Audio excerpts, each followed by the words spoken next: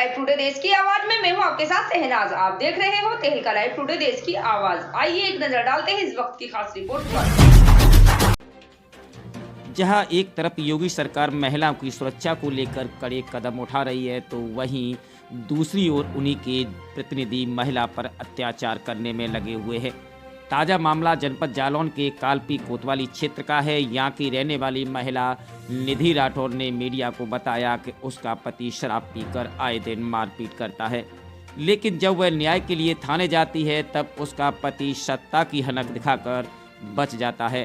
थाना से लौटने के बाद फिर मारपीट कर गाली गलौज करने लगता है। इस तरीके का जुल्म सहकर महिला अपनी फरियाद डीएम के पास लेकर पहुंची।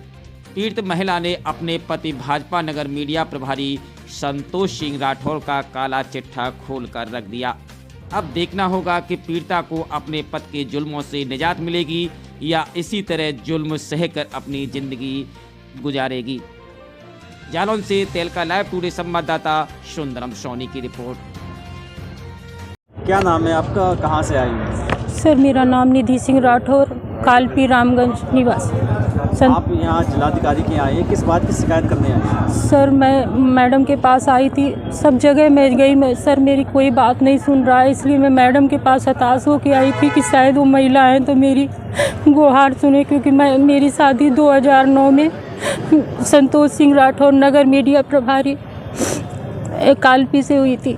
सर 9 मीडिया प्रभारी बीजेपी के सर, और 9 से आज तक सर मुझे बहुत परेशान करते, मारपीट करते हैं। उनके पास लाइसेंसी बंदूक भी है, तो कई बार मुझे बंदूक की बट से भी बहुत मारा।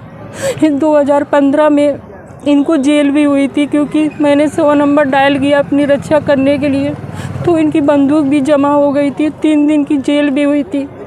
फिर सभी लोगों ने इनको जमानत करवा लिया, फिर इनकी बंदूक वापस भी आ गई। इसके बाद इनको यही घमंड है कि हमारा तुम कुछ नहीं कर पाओगे, चाहे तुम कहीं भी जाओ, क्योंकि ये बीजेपी के नगर मीडिया प्रभारी हैं, तो ये कुछ भी कर सकते हैं। क्योंकि इन्होंने 2006 में अपनी पत्नी लक्ष्मी से शादी, मतलब इन्होंने क्या किया था, षड्यंत्र के तहत अपनी पत्नी को मार दिया था। तो इनकी पहली पत्नी के 2 बच्चे हैं, एक लड़का एक लड़की। लड़की की शादी 2014 में हो गई थी और लड़का अब इस समय 17 साल का है। तो अब लड़की, और जब मेरी शादी 9 में हुई थी तो बच्चे नाबालिग थे। हम खुद परेशान रहते थे, मारपीट करते थे। मेरे मायके वाले अगर साथ न देते तो आज को हम कब मर गए होते।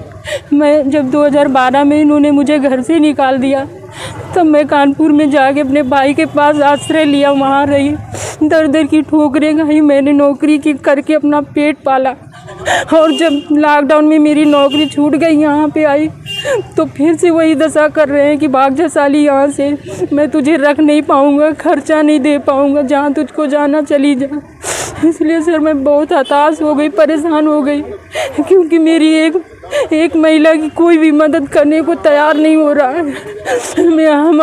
हमको न्याय चाहिए। हम अपने पति के खिलाफ मुकदमा लिखवाएंगे, क्योंकि इन्होंने मेरी ज़िंदगी बर्बाद की है।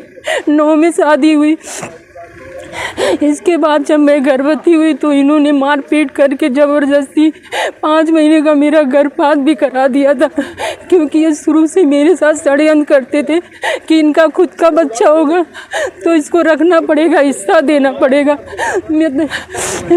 और इनके 2 बच्चे हैं, तो ये सोचते थे। मेरे ससुर ने आधी प्रॉपर्टी अपने पहली पत्नी के बच्चे के नाम कर दिया था, आधी प्रॉपर्टी मेरे पति के नाम है।